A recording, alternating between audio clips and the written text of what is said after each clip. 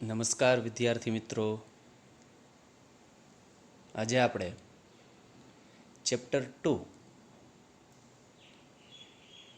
નો part 2 ની શરૂઆત કરશું. આપણે પહેલા પાર્ટની અંદર ઇન્ટ્રોડક્શનની ચર્ચા કરેલી. આજે 2.2 પૂર્વફલન, રચનાઓ અને ઘટનાઓની ચર્ચા કરવાની. છેલ્લે આપણે આ ચર્ચા કરી જ ગયેલા છે, ફરીથી રિવિઝન કરી દઈએ એમનું.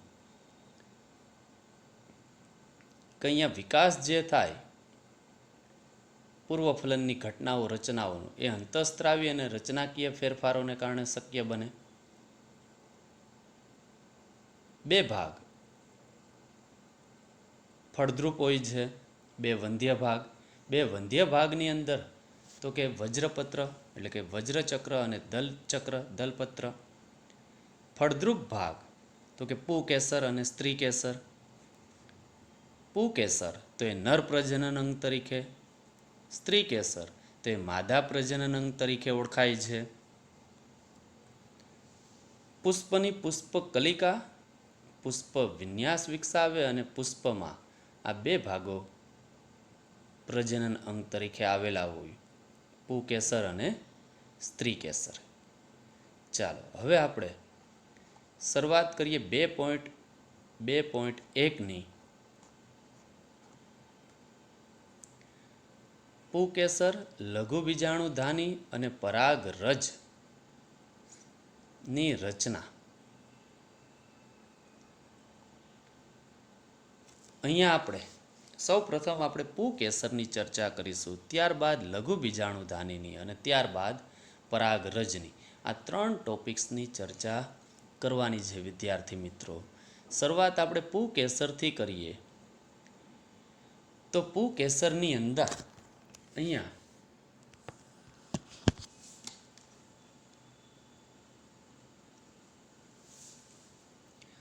લાક્ષણિક પુકેસર બે ભાગો દર્શાવે છે, જે આગળ પણ આપણે આકૃતિ સાથે ભણી ગયેલા.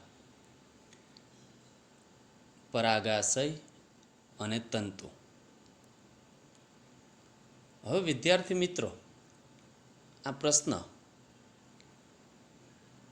કઈ રીતે પૂછાઈ શકે પુકેસરનો? તો કે લાક્ષણિક પુકેસરની માહિતી આપો અને પરાગાશયની રચના સમજાવો. આ રીતે આ પ્રશ્ન પૂછાઈ શકે કે લાક્ષણિક પુકેસરની માહિતી આપી પરાગાશયની રચના સમજાવો, અથવા તો લાક્ષણિક પુકેસર આકૃતિ સહ વર્ણવો, અથવા તો પરાગાશયનો ત્રિપરિમાણિક છેદ અથવા પરાગાશયનો છેદ આકૃતિ સહ વર્ણવો. આ ત્રણ રીતે આ પ્રશ્ન પૂછાઈ શકે. હવે વિદ્યાર્થી મિત્રો, સૌ પ્રથમ આપણે પુકેસરની માહિતીની વાત કરીએ તો પુકેસર બે ભાગ ધરાવે. આ ઉપરનો ટોચનો ભાગ પરાગાશય, આ લાંબો દોરી જેવો ભાગ એ તંતુ. આ બે ભાગનું બનેલું છે પુકેસર, લાક્ષણિક પુકેસર. એટલે કે લાંબો અને પાતળા દંડને, આ જે લાંબો દોરી જેવો જે ભાગ દેખાય, લાંબો અને પાતળા દંડ જેવા ભાગને આપણે તંતુ તરીકે ઓળખશું. તંતુ. અને અગ્રીય ભાગ એટલે આ ટોચનો ભાગ અગ્રીય.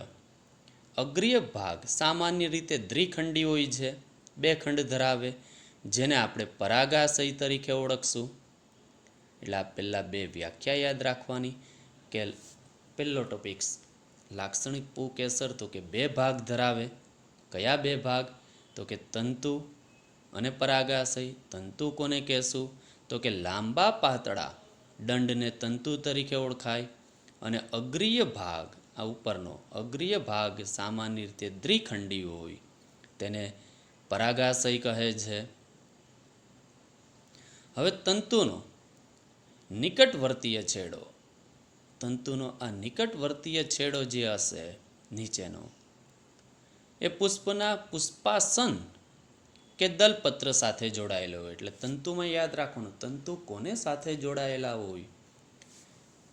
તો કે પુષ્પાસન કે દલપત્ર સાથે જોડાયેલા હોય છે. અને જુદી જુદી જાતિઓમાં પુષ્પોમાં પુંકેસરની સંખ્યા અને લંબાઈમાં વિવિધતા હોય છે. અહીંયા સંખ્યામાં પણ અલગતા જોવા મળે. જાસૂદની વાત કરીએ અથવા તો કોઈ પણ પુષ્પની વાત કરીએ, રાઈની વાત કરીએ, તો એ પુંકેસરની લંબાઈમાં વિવિધતા ધરાવે તંતુની. જો તમે 10 પુષ્પોના પુંકેસરને એકત્રિત કરો, દરેક જુદી જુદી જાતિનું હોય, અને તેને સ્લાઇડ ઉપર ગોઠવો, તો આપણે તેના કદની વિશાળ વિવિધતા માટે કુદરતની પ્રશંસા કરશું. અલગ અલગ પુષ્પ લઈ સ્લાઇડમાં એની પુંકેસર લેશું અને એની રચનાનો અભ્યાસ કરશું આપણે અહીંયા, તો દરેકનું કદમાં વિવિધતાઓ જોવા મળશે. વિચ્છેદનીય સૂક્ષ્મદર્શક યંત્રમાં માઇક્રોસ્કોપની અંદર દરેક પુંકેસરનું કાળજીપૂર્વક અવલોકન આપણે કરશું, તો તેની સુસ્પષ્ટ આકૃતિ વડે વિવિધ પુષ્પોમાં આકાર અને પરાગાશયના જોડાણ બાબતે પણ સ્પષ્ટતા મળશે આપણને. આ લખવાની જરૂર નથી વિદ્યાર્થી મિત્રો. આ વાત કરી આપણે પુંકેસરની માહિતીની. હવે આપણે વાત કરીએ પરાગાશયની રચના. અહીંયા જો કેટલું લખવાનું વિદ્યાર્થી મિત્રો, તો કે લાક્ષણિક પુંકેસર 2 ભાગ દર્શાવે. તંતુ એક તો તંતુ લાંબો પાતળા દંડને તંતુ તરીકે ઓળખશું. ત્યાર પછી આ સાથે જ લઈ લેવાનું કે તંતુનો નિકટવર્તીય છેડો પુષ્પના પુષ્પાસન કે દલપત્ર સાથે જોડાયેલો હોય છે. ત્યાર પછી વાત કરવાની આપણે બીજો ભાગ પરાગાશય, તો કે અગ્રીય ભાગ સામાન્ય રીતે દ્વિખંડી હોય, 2 ભાગ ધરાવતો હોય. આ 2 ભાગ છે જ અહીં આકૃતિમાં જોવા, એક અને આ બાજુનો બીજો. તો તેને પરાગાશય તરીકે ઓળખાય છે. અને જુદી જુદી જાતિના પુષ્પોમાં પુંકેસરની સંખ્યા અને લંબાઈમાં વિવિધતા હોય છે. અહીંયા સુધી આપણે માહિતીમાં લખવાનું, પછી આ લખવાની જરૂર નથી વિદ્યાર્થી મિત્રો. ત્યારબાદ હવે આપણે વાત કરીએ લાક્ષણિક આવૃત બીજધારીમાં પરાગાશય દ્વિખંડી હોય, 2 ખંડ ધરાવે. હવે દરેક ખંડ 2 કોટર ધરાવે છે, એટલે કે દ્વિકોટરીય હોય. એટલે કુલ કેટલા થાય? 4. પરાગાશય દ્વિખંડી, દરેક ખંડ પાછા 2 કોટરનું બનેલું હોય, એટલે એકમાં 2 કોટર, તો 2 ખંડ છે એટલે કુલ 4 કોટર. એટલે દરેક ખંડ 2 કોટરો ધરાવે. અહીંયા જો આ છેદ એનો જે આપેલો છે આપણને, આ 1 કોટર એ 2 ખંડમાં વિભાજિત છે. અહીંયા પણ આ 1 અને 2, એટલે કુલ પરાગાશય ચતુર્કોટરીય હોય છે. 4 કોટરની બનેલી હોય છે. આકૃતિમાં જો વિદ્યાર્થી મિત્રો, આ 4 કોટર એ ધરાવે. જો એનો આપણે છેદ લેશું તો એ જોવા મળશે. હવે ઘણીવાર લંબાઈ અનુસાર આવેલ આયામ ધરીની ખાંચ વડે ખંડો એકબીજાથી છૂટા પડે છે. અહીંયા છૂટા પણ પડે સ્પોટનને કારણે. આકૃતિની અંદર આપેલું જ છે સ્પોટન રેખા, જેનાથી એ જુદા પડશે કાંચ વડે. અને અહીંયા આપણે પરાગાશયના અનુપ્રસ્થ છેદમાં વિવિધ પ્રકારની પેશીઓ અને તેમના આયોજનને અહીંયા સમજીએ આકૃતિની અંદર. હવે પરાગાશયના અનુપ્રસ્થ છેદમાં તેને દ્વિખંડીય રચના સ્પષ્ટ થાય છે. 2 ખંડ ધરાવે જ છે. અને પરાગાશય 4 બાજુ ધરાવતી ચતુષ્કોણીય રચના છે. 4 બાજુ ધરાવતી. અહીંયા જો 1, 2, 3 અને 4, જેના ખૂણે 4 લઘુ બીજાણુધાનીઓ આવેલી હોય છે. આ 4ની અંદર આ જે ખૂણા છે, આ 1, આ બીજો, આ ત્રીજો, આ ચોથો, આ 4 ખૂણા એ લઘુ બીજાણુધાની તરીકે ઓળખાય. અને દરેક ખંડમાં 2 લઘુ બીજાણુધાની આવેલું હોય. એટલે આ 1 ખંડ, તો 1 ખંડની અંદર આ બંને જેટલા કોટર એટલું લઘુ બીજાણુધાની.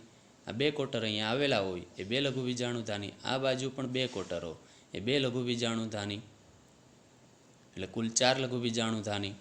અને લઘુ બીજાણુધાની આગળ વિકાસ પામે અને પરાગ કોથળી એટલે આ ત્યારબાદ પરાગ કોટર પરાગ કોથળીમાં વિકસે અને એની અંદર જ પરાગરજનો વિકાસ થાય અહીંયા પરાગ કોથળીની અંદર પરાગ કોટરમાં.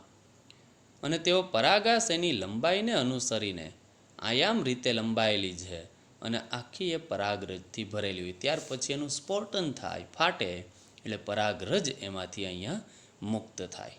ક્લિયર વિદ્યાર્થી મિત્રો? અહીંયા સુધી આ પ્રશ્ન રાઇટિંગ કરવાનો છે. ફરીથી આપણે પરાગાશયની રચનાની વાત કરી દઈએ તો આવૃત બીજધારીમાં પરાગાશય દ્વિખંડી હોય. દરેક ખંડ 2 કોટરો ધરાવે, 1 અને 2, એટલે કે તે દ્વિકોટરીય છે. અને પરાગાશય ચતુર્કોટરીય અને ઘણીવાર લંબાઈને અનુસરીને આયામ ધરીની ખાંચ વડે ખંડો એકબીજાથી છૂટા પડે અને પરાગાશય અનુપ્રસ્થ છેદમાં તેની દ્વિખંડીય રચના સ્પષ્ટ થાય છે.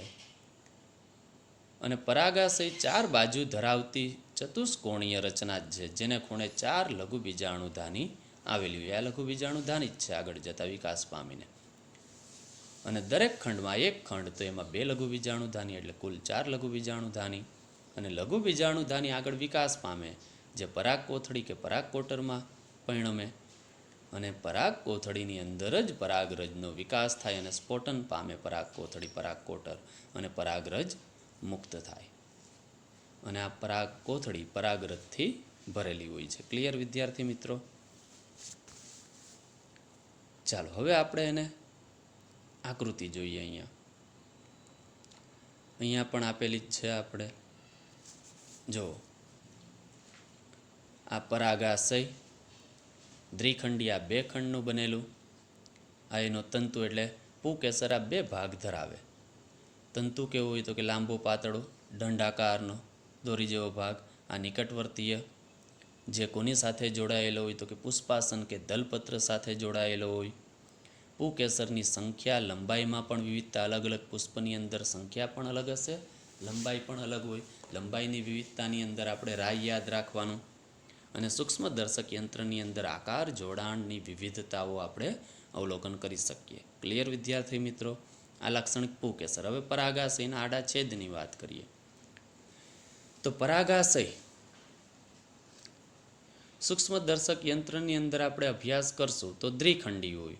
આ 2 ખંડનું બનેલું હોય.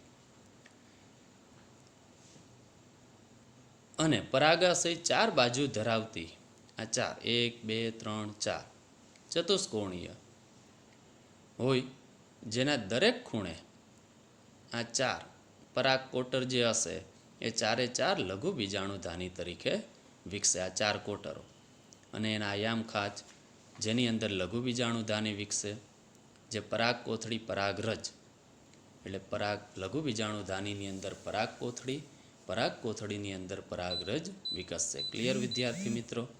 આ આકૃતિ પણ ડ્રો કરવાની.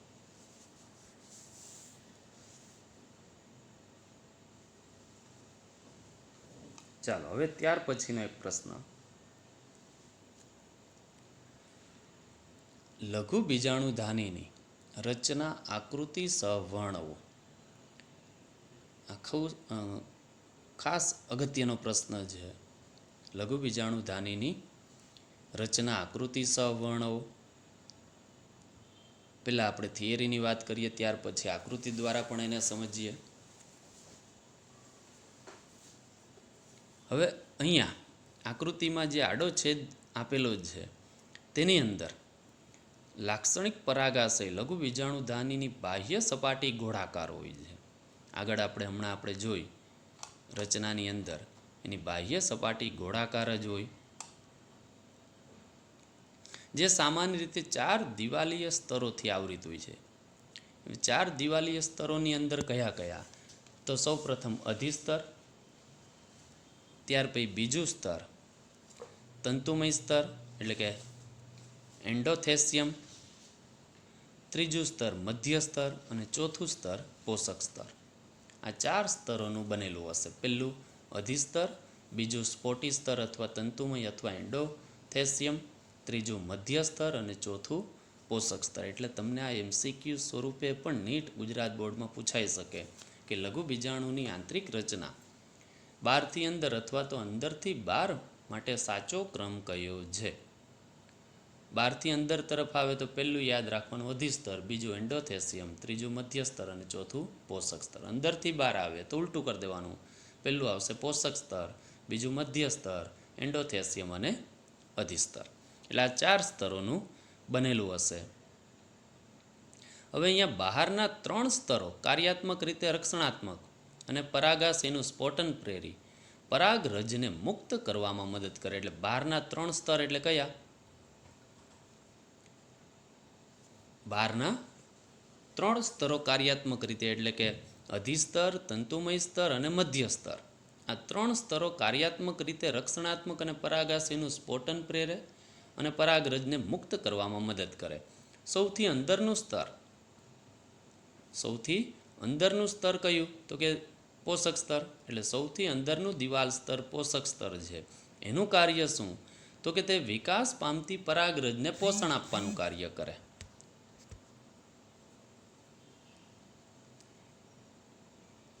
અને પોષક સ્તરના કોષો ઘટ કોષરસ અને સામાન્ય રીતે 1 કરતાં વધુ કોષ કેન્દ્ર ધરાવે છે. અહીંયા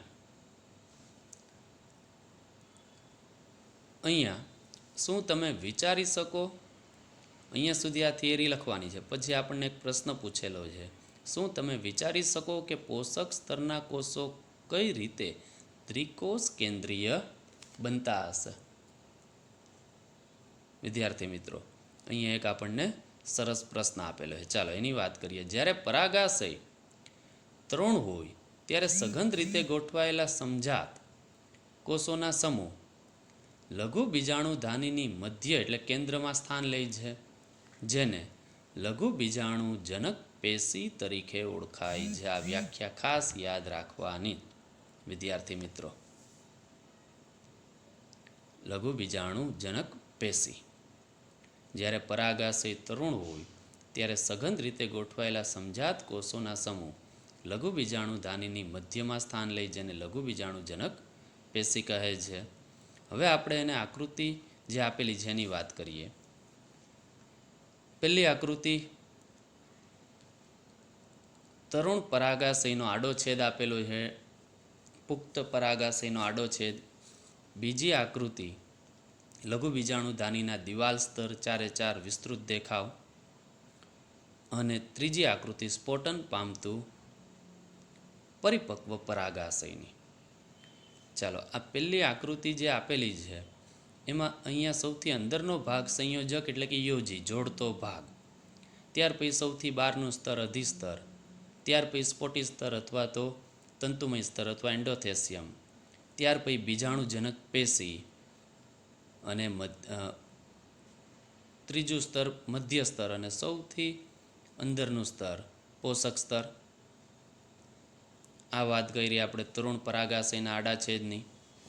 અહીંયા દિવાલના 4 સ્તરો દર્શાવેલા. ફરીથી એ રીતે જ યાદ રાખવાનું. સૌથી બહારનું અધિસ્તર, ત્યાર પછી એન્ડોથેસિયમ, મધ્ય સ્તર, લઘુ બીજાણુ માતૃકોષ આ જે દર્શાવેલા છે, અને સૌથી અંદરનું પોષક સ્તર. અને અહીંયા ત્રીજી આકૃતિએ સ્ફોટન પામતું પરિપક્વ પરાગાશય આ સ્ફોટન પામેલું છે અને એમાંથી આ પરાગરજ મુક્ત થશે અને પરાગનયનની ક્રિયા થાય. ચાલો હવે એને આકૃતિ દ્વારા આપણે સરળ રીતે સમજીએ. વિદ્યાર્થી મિત્રો,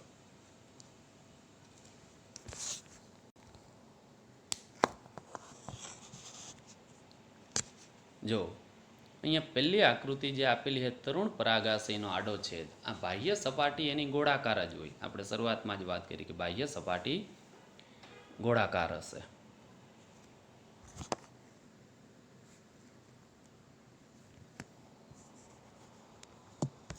ચાર સ્તર એની અંદર જે હમણાં આકૃતિમાં વાત કરેલી છે જ. હવે આપણે વાત કરીએ કઈ રીતે આ થિયરી લખવી. શોર્ટમાં અહીંયા તમને આકૃતિ ઉપરથી જ આ થિયરી યાદ રહી જશે. 4 સ્તર ધરાવે. આપણે એવી વાત કરી કે લાક્ષણિક પરાગાશયની બાહ્ય સપાટી ગોળાકાર હોય. આ ગોળાકાર જ સપાટી હશે. સામાન્ય રીતે 4 દિવાલ સ્તર એ ધરાવતા હશે. એમાં સૌથી બહારનું સ્તર અધિસ્તર, ત્યાર પછી સ્પોટી સ્તર અથવા તંતુમય અથવા એન્ડોથેસિયમ, ત્યાર પછી મધ્ય સ્તર અને પોષક સ્તર. અહીંયા અધિસ્તર કેવું હોય તો કે ફેલાયેલ અને ખેંચાયેલું હોય. અધિસ્તરમાં યાદ રાખવાનું, ફેલાયેલું અને ખેંચાયેલું. આ ત્રણ સ્તરનું કાર્ય શું? વર્ક. આ ત્રણ સ્તરનું ડબલ્યુ એટલે વર્ક. શું કાર્ય? તો કે અધિસ્તર, સ્ફોટી સ્તર અને મધ્ય સ્તરનું કાર્ય રક્ષણ, સ્ફોટન અને પરાગરજને મુક્ત કરવાનું. આ ત્રણ સ્તરનું. હવે ચોથા સ્તરની વાત કરીએ. આકૃતિ ઉપરથી જ આપણને આ થિયરી શોર્ટમાં અહીંયા જે આપેલું છે એને આધારિત તમને યાદ રહી જશે. પોષક સ્તર, તો એની રચના કેવી હોય? તો કે ઘટ કોષરસ. એનો કોષરસ અહીંયા અંદર ઘટ હોય, એકથી વધુ કોષ કેન્દ્ર ધરાવતા હોય, અંતઃપ્લોઇડી અને રંગસૂત્રનું ગુણન કરે છે. એનું વર્ક શું, કાર્ય શું? તો કે પરાગરજને પોષણ આપવાનું. અહીંયા અંદર જ પરાગરજ જે રહેલી હશે એને પોષણ આપે. ઉત્સેચક, અંતઃસ્ત્રાવ, વિવિધ પ્રોટીનનો સ્ત્રાવ કરે છે અને પરાગરજની સંગતતા નક્કી કરે છે. આ ત્રણ કાર્યો એના યાદ રાખવાના પોષક સ્તરના. પરાગરજનું પોષણ કરે છે, ઉત્સેચક, અંતઃસ્ત્રાવ, વિવિધ પ્રોટીનનો સ્ત્રાવ કરે છે અને પરાગરજની સંગતતા નક્કી કરે છે. ક્લિયર વિદ્યાર્થી મિત્રો? અને સૌથી બીજાણુધાની દિવાલના સ્તરો, અંદરનો ભાગ, ચારે ચાર જે આપેલા છે અને ત્રીજી આકૃતિ જે આપેલી છે એમાં વધારે કંઈ યાદ રાખવાનું જરૂર નથી, પણ આ બે આકૃતિ ખાસ ડ્રો કરવાની વિદ્યાર્થી મિત્રો, પહેલી અને બીજી. ત્રીજી આકૃતિ સ્ફોટન પામતું પરિપક્વ પરાગાશય. આ ફાટે, સ્ફોટન થાય એટલે એમાંથી અંદરથી લઘુ બીજાણુધાનીમાંથી પરાગરજ મુક્ત થાય. ક્લિયર વિદ્યાર્થી મિત્રો?